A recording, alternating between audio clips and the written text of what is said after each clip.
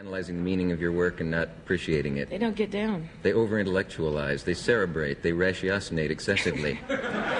She stood on that stage in Monterey, barefoot and wild, her voice tearing through the summer air like nothing anyone had ever heard before.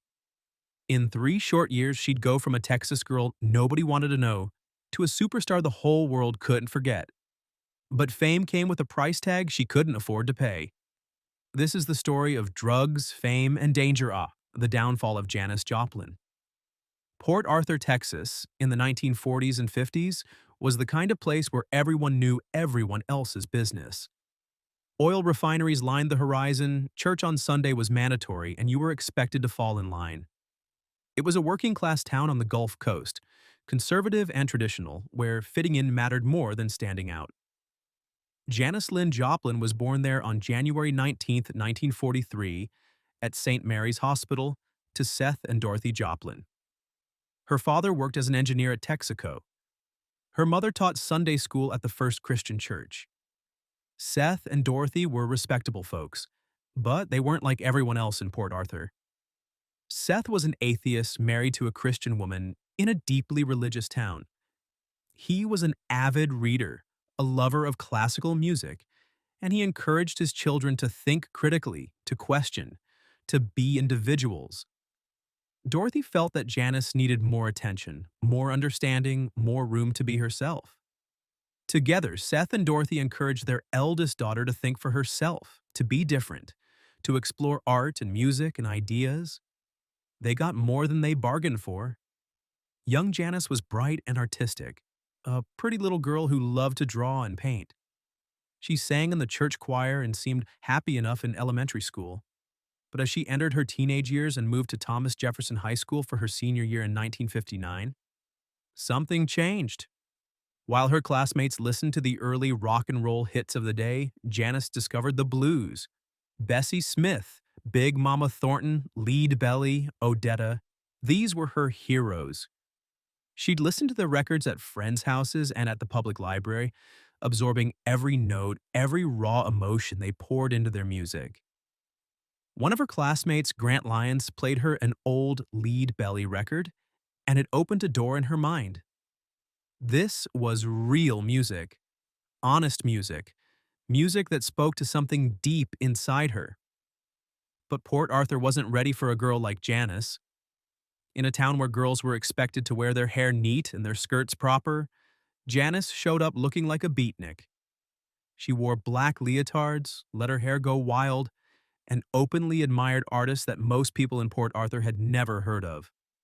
She read Jack Kerouac and Allen Ginsberg. She had strong opinions and wasn't afraid to share them. She dressed different, thought different, acted different. And in Port Arthur in 1959, different meant target. The other kids made her life miserable. The football players, including linebacker Jimmy Johnson, who'd later coached the Dallas Cowboys, mocked her appearance and spread vicious rumors. They'd grope her in the hallways and then tell everyone she'd slept with their friends. They called her names: pig, whore, beatnik, freak. They laughed at her style and threw pennies at her when she walked by. They voted her ugliest man on campus as a cruel joke. Janis joined clubs trying to find some place where she belonged, but the mockery continued. She'd come home and paint for hours, pouring her feelings onto canvas, since she couldn't express them any other way. Years later, Janis would tell Dick Cavett that her classmates had laughed me out of class, out of town, and out of the state. She found refuge in a small group of fellow outcasts and beatniks. They'd drive to roadhouses from Port Arthur to New Orleans, soaking up the incredible mix of sounds that defined the Gulf Coast: country, gospel, jazz, soul, blues. Janis couldn't read music, but she had an uncanny ability to hear a song and make it her own. Her timing, her phrasing, the way she could shift moods mid-song, these gifts were developing, even if nobody in Port Arthur seemed to notice or care. After graduating in 1960, she tried college. First at Lamar State College in Beaumont that summer, where nothing much changed. So she moved on to the University of Texas in Austin to study art. Austin was better, much better. The university town had a small but vibrant counterculture scene. She found kindred spirits in the ghetto, a counterculture enclave near campus. These were her people finally. She started getting gigs around Austin. The most important was at Threadgill's, a converted filling station where music went on until dawn. Janis sang there with the Waller Creek Boys, her voice already showing signs of the power it would develop. In 1962, she recorded her first song, What Good Can Drinkin' Do? The Daily Texan did a profile on her, calling her someone who dared to be different. For the first time in her life, being different wasn't a curse. But Janis was restless. She wanted to sing, to perform, to live the life of a musician. And Austin, as much as she loved it, felt too small for what she was dreaming about. In January 1963, Janis left school and headed west to San Francisco with her friend Chet Helms. The city was buzzing with folk music and the early stirrings of what would become the hippie movement. She sang at coffee houses, performed at small venues, even played a side stage at the Monterey Folk Festival that year. She met Bob Dylan backstage and told him she was going to be famous someday. He replied, "Yeah, we're all going to be famous." But San Francisco in those early days wasn't kind to Janis either. She struggled to make it as a singer, and she discovered drugs. Speed, methamphetamine, became her companion. She drank heavily. The combination ravaged her body. By 1965, her friends hardly recognized her. She was skeletal, emaciated, weighing just 88 pounds. Her friends were so worried they passed the hat around and bought her a bus ticket back to Port Arthur. Home again, her parents nursed her back to health. She gained weight, cleaned up, tried to fit in. She wore business suits and styled her hair in a conservative bun. She attended family functions and looked, on the outside at least, like a proper young Port Arthur woman. But inside, she was torn. Port Arthur was safe, but suffocating. San Francisco was dangerous, but alive. The decision came in May 1966. Chet Helms, now managing a band called Big Brother and the Holding Company, sent someone to Austin to bring Janis back to San Francisco. They needed a singer. Janis made her choice. She'd take the danger over the safety. Big Brother and the Holding Company was a rough-edged psychedelic rock band from the Haight-Ashbury scene. They weren't the tightest musicians, but they had energy and they had heart. When Janis joined them on June 4th, 1966 at the Avalon Ballroom, something clicked.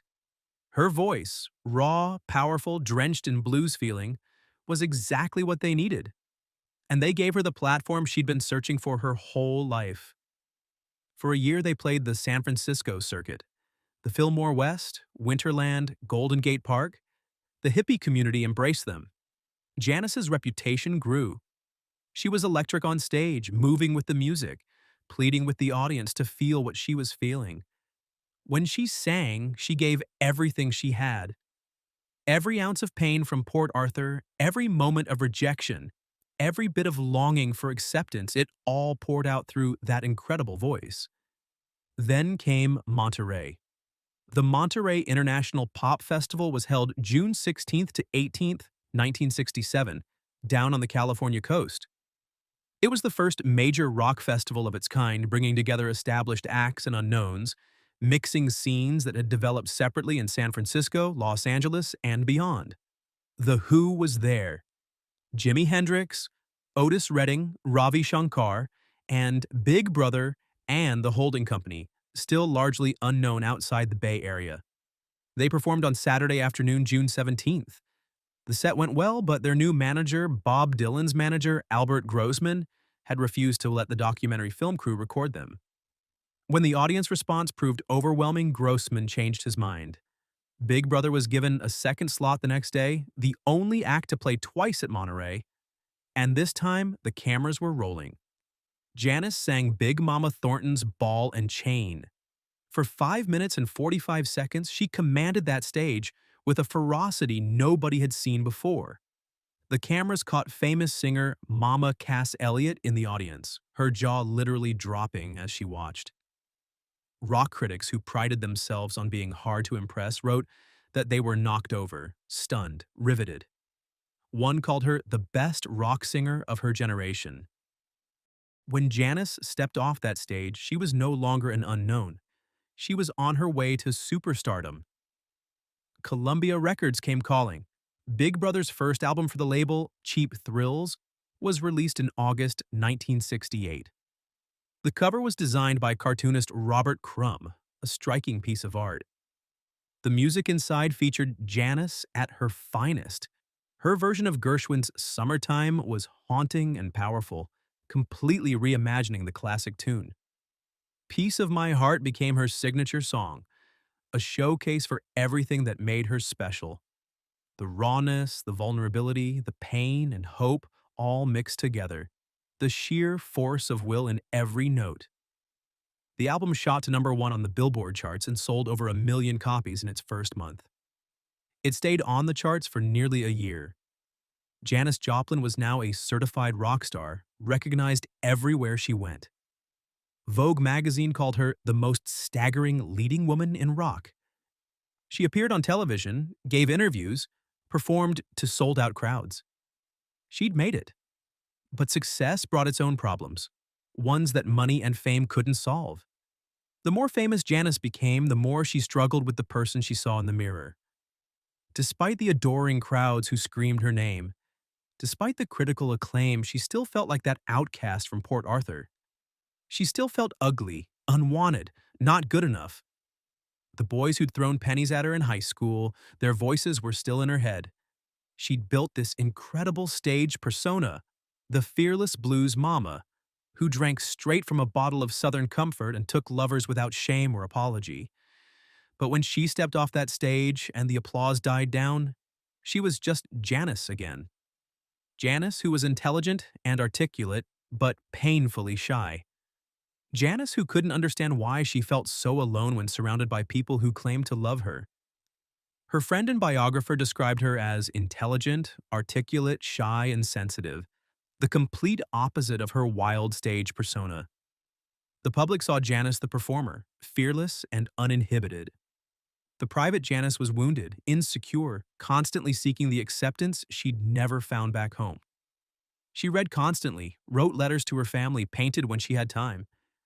But she couldn't shake the feeling that she was fundamentally unlovable. The drinking got heavier. She was rarely without a bottle of Southern Comfort, her favorite. It became part of her image, part of the show.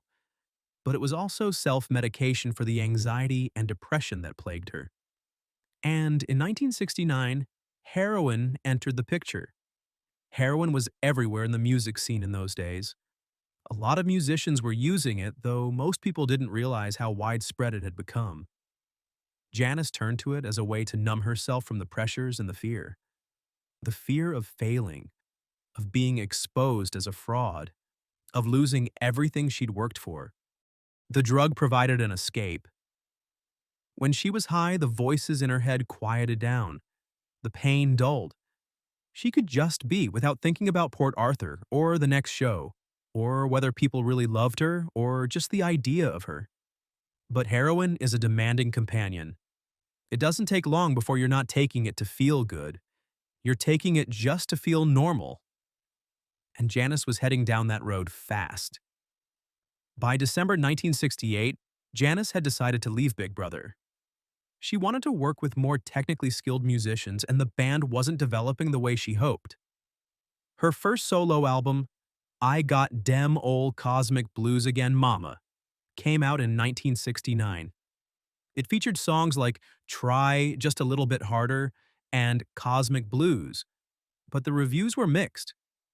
People expected another Cheap Thrills, and this wasn't it. Then came Woodstock. The Woodstock Music and Art Fair, held on Max Yasgur's farm in upstate New York in August 1969, became the defining cultural moment of a generation. But for Janis, it was a nightmare. She was scheduled to perform early Sunday morning, August 17th. But delays meant she didn't take the stage until 2 a.m. She'd spent 10 hours waiting, growing more tense and frustrated by the hour. To cope, she drank and shot heroin. When she finally performed, she was high and tired and angry. Critics said her performance was subpar compared to Monterey. Janis herself refused to let her Woodstock set be included in the documentary film because she was so unhappy with it. But looking back, maybe that performance showed exactly where Janis was in 1969.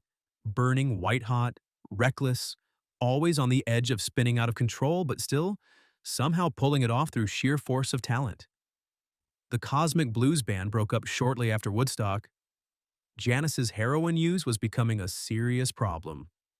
Friends watched her spiral, tried to help, but addiction is a powerful enemy. In early 1970, Janis took a trip to Brazil for Carnival, trying to get clean. She stopped using drugs and alcohol completely. Her friend Linda Gravenites, who had designed many of her stage costumes, went with her. In Brazil, Janis met David Niehaus, an American tourist traveling the world. They fell for each other hard and fast. They hitchhiked around Brazil together, stayed in cheap hotels, danced at Carnival in Rio de Janeiro, where they were photographed by the press looking carefree and happy. For those weeks in Brazil, Janis was just a woman in love, having an adventure. She wasn't a rock star, wasn't troubled, wasn't anything but a young person experiencing joy.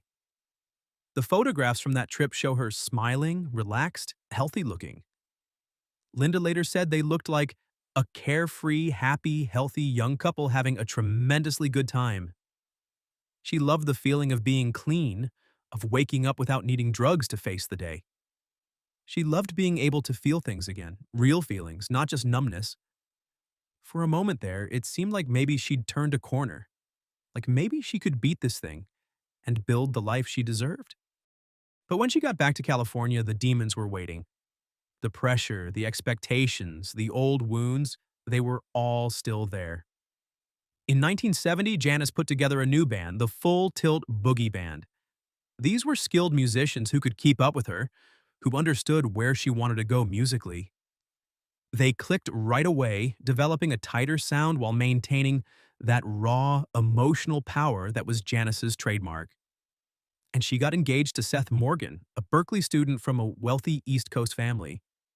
Friends hoped that maybe love and music would be enough to save her from the addiction that had nearly destroyed her. In the spring of 1970, she managed to quit heroin. She stayed clean for 4 or 5 months, the longest she'd been sober since the addiction took hold. It was hard, but she fought through the withdrawal, through the cravings. She wanted to be clean for the new album. She was excited about working with producer Paul Rothchild at Sunset Sound Recorders in Los Angeles. Paul was known for being an authoritarian producer, demanding and exacting. But with Janis, something different happened. She was coming up with ideas, suggesting arrangements, essentially co-producing the record with him. She was more involved in the creative process than she'd ever been. The album would be called Perla, a nickname her friends had given her. The songs were strong, some of the best she'd ever recorded. She'd written 2 of them herself, Move Over, a powerful rocker, and Mercedes-Benz, a funny, gospel-style jab at consumerism.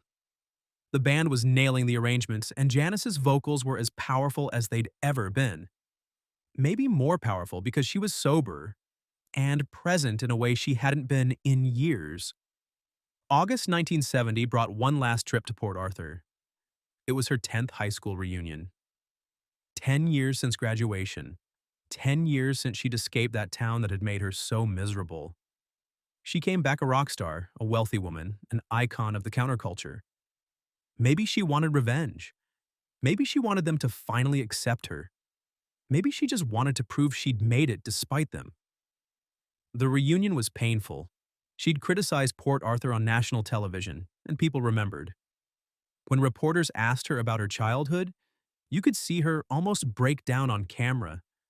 She talked about being a recluse in high school, about how painting had helped her keep her feelings inside until she found singing and could finally express herself. She left Port Arthur still feeling like an outsider, still carrying that wound. 7 weeks later, she'd be dead. In early October 1970, Janis was staying at the Landmark Motor Hotel in Hollywood while recording Pearl. She was so close to finishing. On October 1st, she completed her last vocal track of Mercedes-Benz. She had dinner that night with Robert Rauschenberg, an artist who'd also grown up in Port Arthur. She told him how excited she was about how the album was turning out. October 3rd was a Saturday. Janis went to Sunset Sound Recorders that night for a session, but something was wrong. She took a phone call that made her visibly angry. Whatever was said, it upset her deeply. She left the studio and went back to her hotel. Sometime that night, she relapsed. She shot up heroin, but this batch was far more pure than what she'd been using before. After months of being clean, her tolerance was down. Her body couldn't handle it. The exact circumstances of her death remain disputed. The official report said she died of a heroin overdose, possibly combined with alcohol. One friend suggested she may have hit her head after her shoe caught in the carpet, and that combined with the drugs killed her. But whatever the specific details, the result was the same. When Janis didn't show up for her recording session on Sunday afternoon, October 4th, producer Paul Rothschild grew concerned. The band's road manager, John Cook, drove to the landmark. He saw Janis's psychedelic Porsche in the parking lot, the one she'd had painted with the history of the universe in every color of the rainbow, the car that was impossible to miss. He went to room 105. The door was unlocked. Inside, he found Janis lying dead on the floor beside her bed, with change in one hand and cigarettes in the other, as if she'd just come back from the hotel lobby. Janis Joplin was 27 years old. The news hit the rock world like a thunderbolt. Just 16 days earlier, Jimi Hendrix had died in London, also at 27. A month before that, Canned Heat's Alan Wilson had died of an overdose. All three had performed at both Monterey and Woodstock. The party was over. The summer of love had turned into something darker, and the cost was becoming impossible to ignore. Janis's death was ruled accidental. The coroner determined it was an overdose of unusually pure heroin. She hadn't meant to die. She was engaged, excited about her album, making plans for the future. But heroin doesn't care about your plans. True to her nature, Janis had made provisions in her will for a wake. She left $2,500 to throw a party in case she died. On October 26, 1970, friends and family gathered at the Lion's Share in San Anselmo, California. Hashish brownies were passed around, most people not realizing what they were eating. And they celebrated Janis the way she would have wanted, with music and laughter and stories. She was cremated and her ashes were scattered from a plane into the Pacific Ocean. Pearl was released in January 1971, 6 weeks after her death. It was everything she'd hoped for and more. The album shot to #1 and went quadruple platinum. The single, Me and Bobby McGee, written by Chris Christopherson, who had once been Janis's lover, hit #1 on the charts.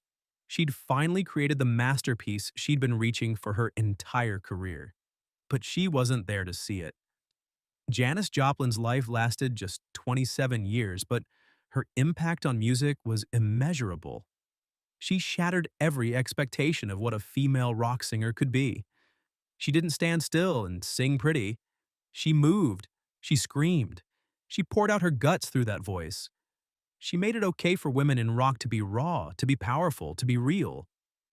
But behind the fearless performer was a girl from Port Arthur who never stopped feeling like an outsider.